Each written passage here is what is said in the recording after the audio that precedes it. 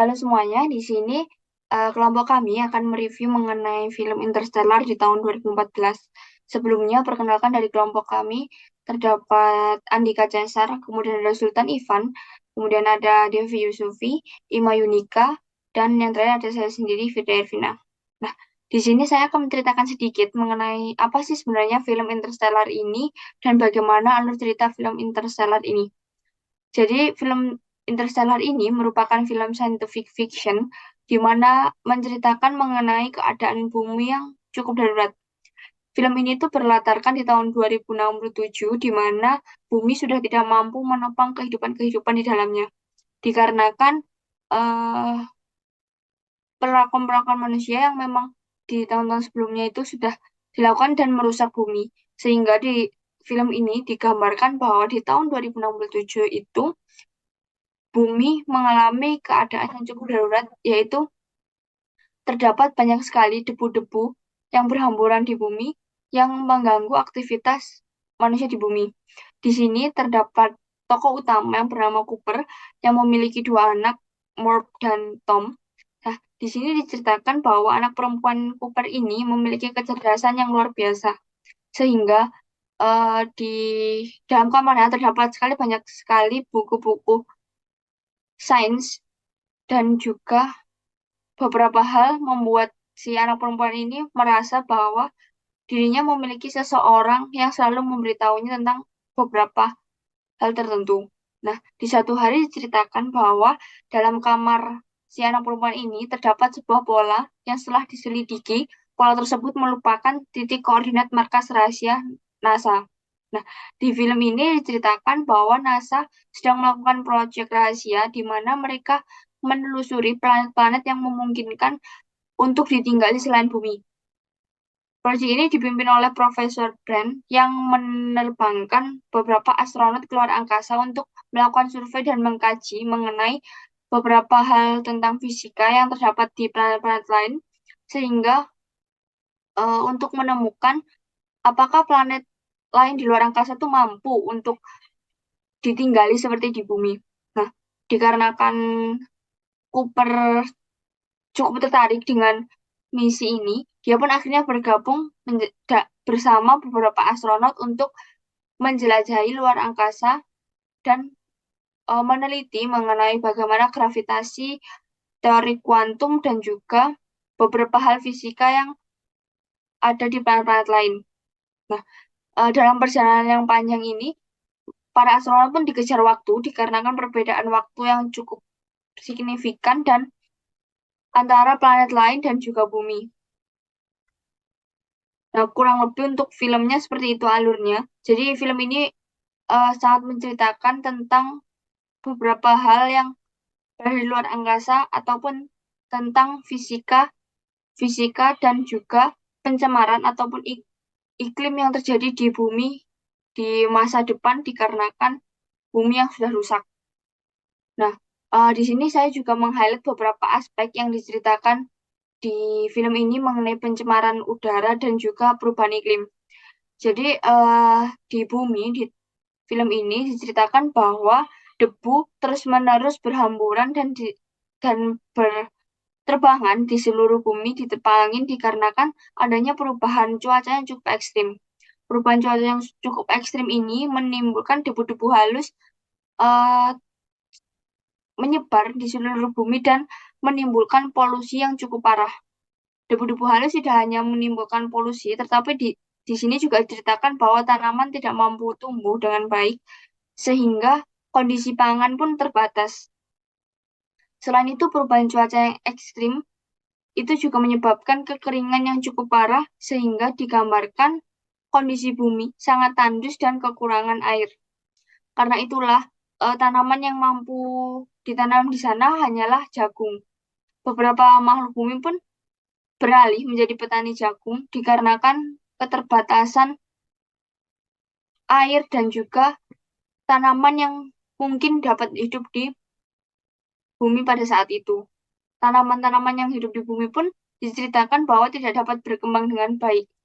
Karena kekeringan itu juga diceritakan beberapa part bahwa ladang mengalami kebakaran sehingga menimbulkan asap yang cukup pekat dan menambah polusi yang ada di dalam bumi. Selain dari debu yang berhamburan, diceritakan juga bahwa polusi yang cukup tinggi sehingga beberapa orang sangat terbatas untuk aktivitasnya, bahkan dari beberapa orang yang terdapat di film tersebut juga menyebutkan bahwa mereka pun harus terpaksa melakukan kegiatan dengan menggunakan masker ataupun mereka memilih untuk menghabiskan banyak waktunya di dalam rumah untuk menghindari debu-debu yang berterbangan.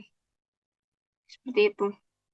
Hai, aku Devi. Jadi di sini aku akan memaparkan mengenai dampak yang ditimbulkan dari perubahan iklim yang terjadi pada film Interstellar tersebut. Nah, perubahan-perubahan alam tersebut tentunya berdampak pada bumi yang berpengaruh besar terhadap kehidupan manusia. Mereka mulai menjalani kehidupan yang tidak normal seperti menggunakan masker dan atau kain yang untuk menutupi hidung mereka sehingga mereka tidak menghirup debu-debu yang terbang. Mereka juga menutup jendela-jendela rumah mereka sehingga tidak ada udara segar yang masuk ke dalam rumah. Nah, kondisi ini semakin buruk saat pencemaran mulai mengganggu ladang pangan yang mengakibatkan gagal panen dan beberapa sumber pangan tidak bisa bertahan lagi. Penduduk juga mulai meninggalkan kota dan berharap menuju tempat yang lebih layak untuk menghirup udara segar, sehingga sumber daya di wilayah-wilayah tersebut mulai tidak merata. Padahal pada film tersebut kondisi bumi sudah tidak memiliki tempat yang aman yang tidak tercemar udara lagi. Planet-planet lain yang diduga berpotensi menjadi tempat tinggal selanjutnya juga ternyata tidak ada harapan, sehingga sebelum bumi mengalami kehancuran, manusia terus berevolusi dan beradaptasi dengan gravitasi menggunakan teknologi sehingga dicapai keadaan yang mendekati 5 dimensi. Nah, yang diceritakan pada film ini merubah orbit bumi dan mengatasi perubahan iklim yang sebelumnya. Oke, di sini saya akan mereview juga terkait dampak yang terjadi karena perubahan iklim dari film Interstellar. Yang sebelumnya dari teman-teman saya sebelumnya itu udah menjelaskan terkait gimana sih keadaan di film Interstellar tersebut dan dampak yang terjadi. Nah, mungkin sudah dijelaskan juga dari teman-teman kalau di film Interstellar itu terjadi badai debu, kekeringan, dan mungkin itu cukup terjadi pencemaran udara yang sangat berat juga. Nah, dampak yang terjadi di sana akibat perubahan iklim yang pertama itu terkait kesehatan diri manusia sendiri. Di film tersebut itu sudah dijelaskan juga bahwa dari anak Tom Dam itu dia menderita penyakit batuk-batuk yang cukup parah. Dan kemudian dari Murph itu membawa seorang dokter ke rumahnya untuk mengecek orang tersebut, dan ternyata dari dokter tersebut menjelaskan bahwa anaknya ini dia menderita penyakit batuk-batuk yang cukup parah, dan dari dokter itu memutuskan untuk menyarankan bahwa mereka itu bisa berpindah ke tempat yang lebih aman karena di daerah tersebut sudah tercemar udara yang cukup berat. Trust. Lois, I have a friend who could look at his lungs.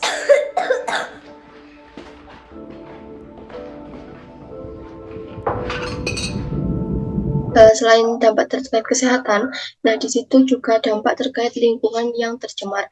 Setiap harinya dilihat dari kegiatan di latar cerita Interstellar itu bahwa tiap harinya itu hampir badai debu terjadi, dan di sana seorang ilmuwan dari NASA itu juga menjelaskan bahwa 80% udara di bumi ini berisi oleh nitrogen.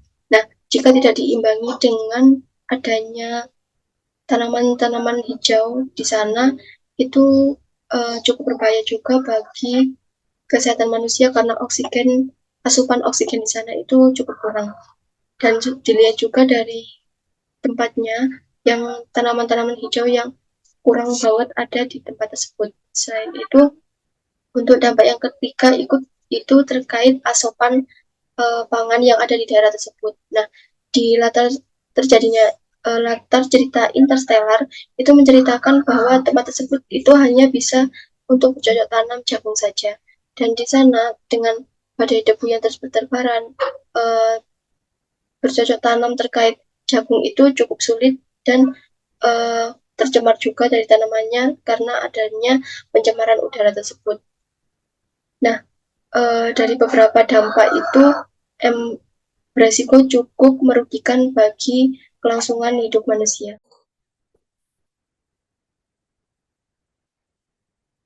Penyelesaian film Interstellar.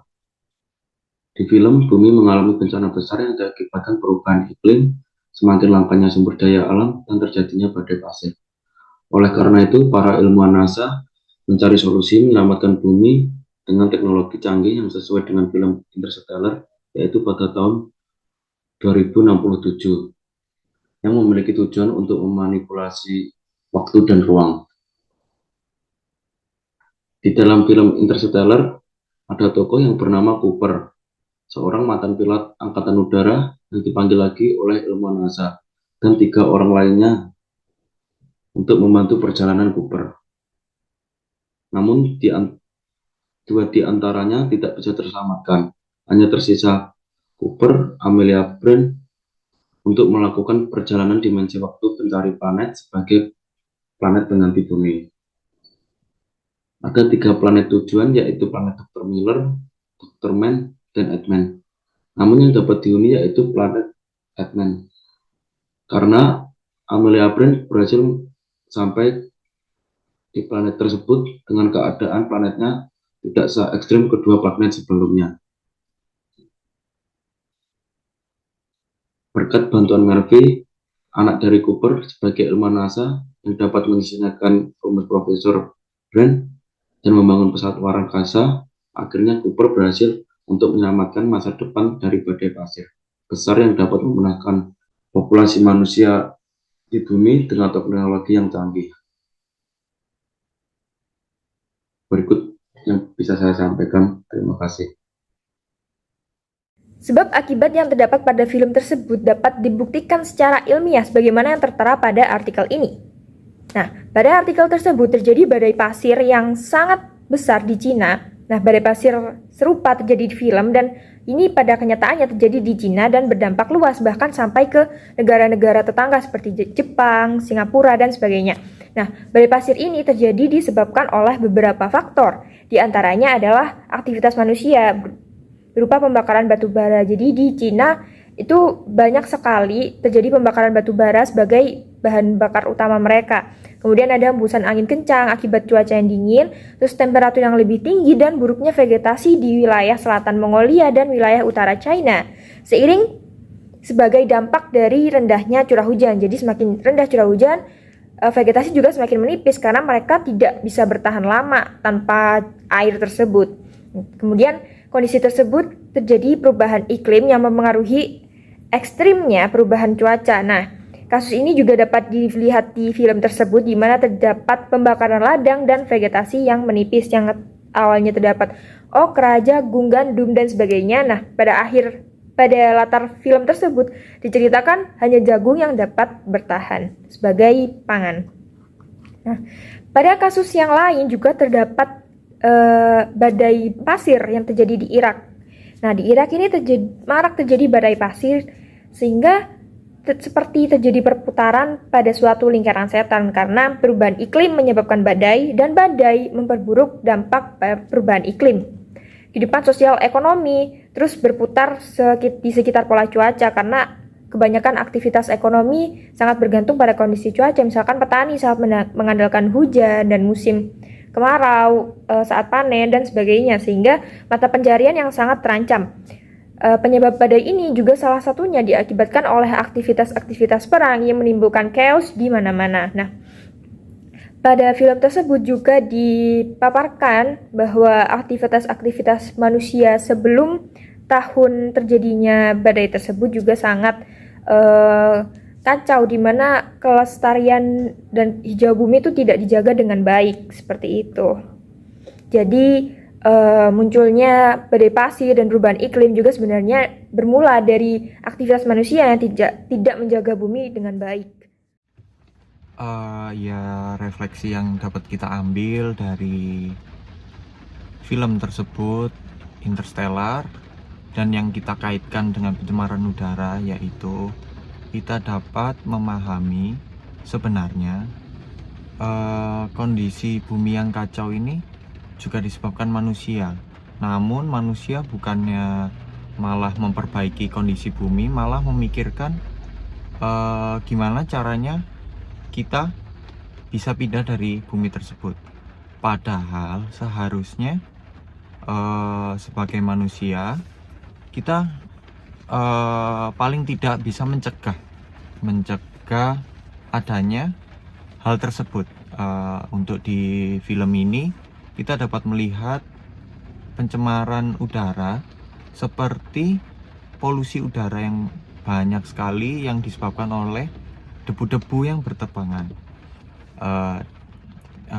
Dari situ kita bisa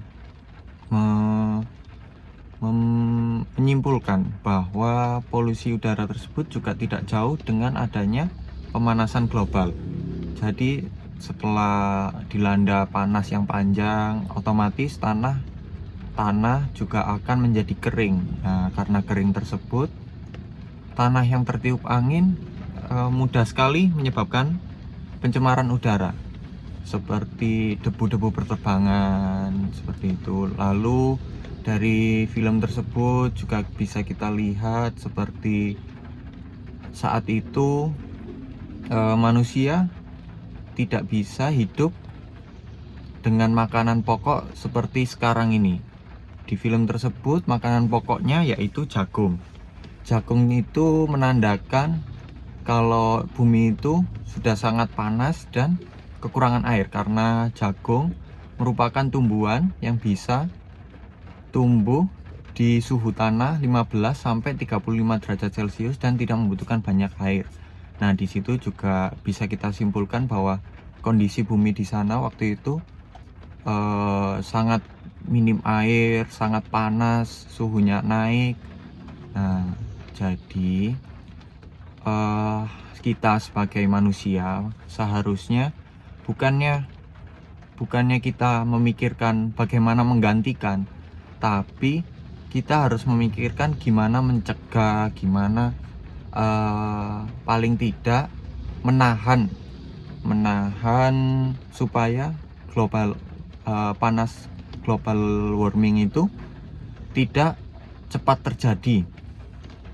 Nah, jadi contohnya penanggulangan global warming itu secara simpelnya menggantikan energi yang tidak terbarukan menjadi energi yang terbarukan.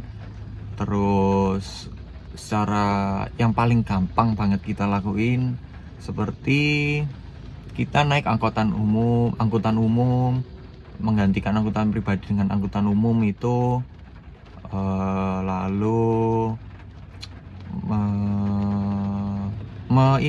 melakukan 5R. 5R itu reduce,